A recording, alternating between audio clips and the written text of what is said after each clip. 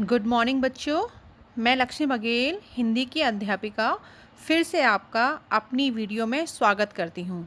आज मैं आपको मात्राएं, शब्द और वाक्य समझाऊंगी। उससे पहले इन पंक्तियों को ध्यान से सुनो।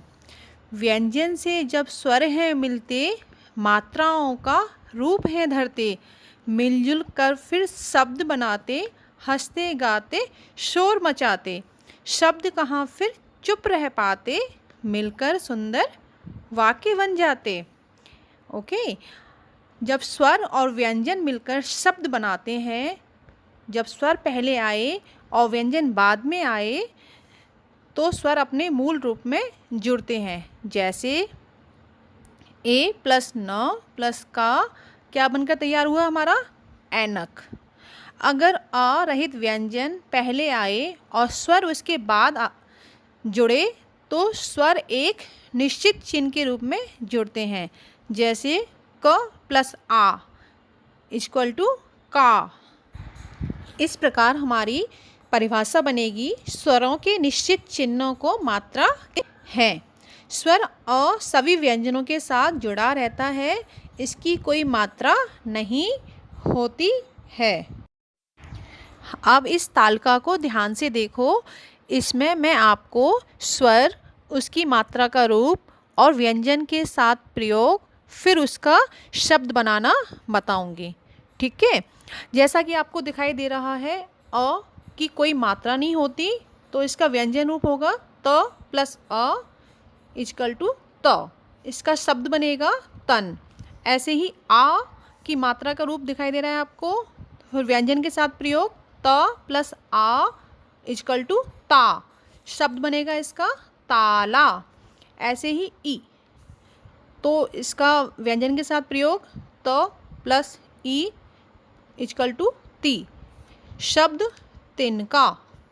ऐसे ही ई मात्रा रूप आपको दिखाई दे रहा है त प्लस ई इक्वल टू ती, बड़ा होता है जो स्वर हमारा, उसका हम दीर्घ स्वर की तरह प्रयोग करते हैं, तो इसका शब्द बनेगा तीर। ऐसे ही उ, सब मात्रा रूप आपको दिखाई दे रहा है, फिर त प्लस उ इक्वल टू तू, शब्द तुम।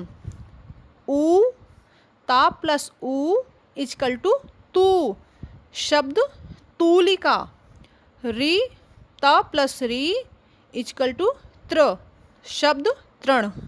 ऐसे ही ए त प्लस ए इक्वल टू ते, शब्द तेल। ए त प्लस ए इक्वल टू तय, तो इसका शब्द तैरना। ओ त प्लस ओ इक्वल टू तो फिर इसका शब्द तोता। ऐसे ही औ मात्रा रूप दिखाई दे रहा है, ता प्लस औ इक्वल टू तौ, तो फिर तौलिया। ओके। शब्द, हिंदी भाषा में वर्णों के मेल से शब्द बनते हैं। स्वर, स्वरों के साथ या व्यंजनों के साथ मिलकर शब्द बनाते हैं।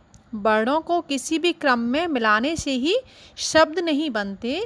शब्द बनाने के लिए वर्णों का एक निश्चित क्रम में जुड़ना और उनका कोई अर्थ निकलना आवश्यक है। जैसे सु, र और ज से बना सूरज। सूरज शब्द का मतलब है हम सूरज को जानते हैं, पहचानते हैं।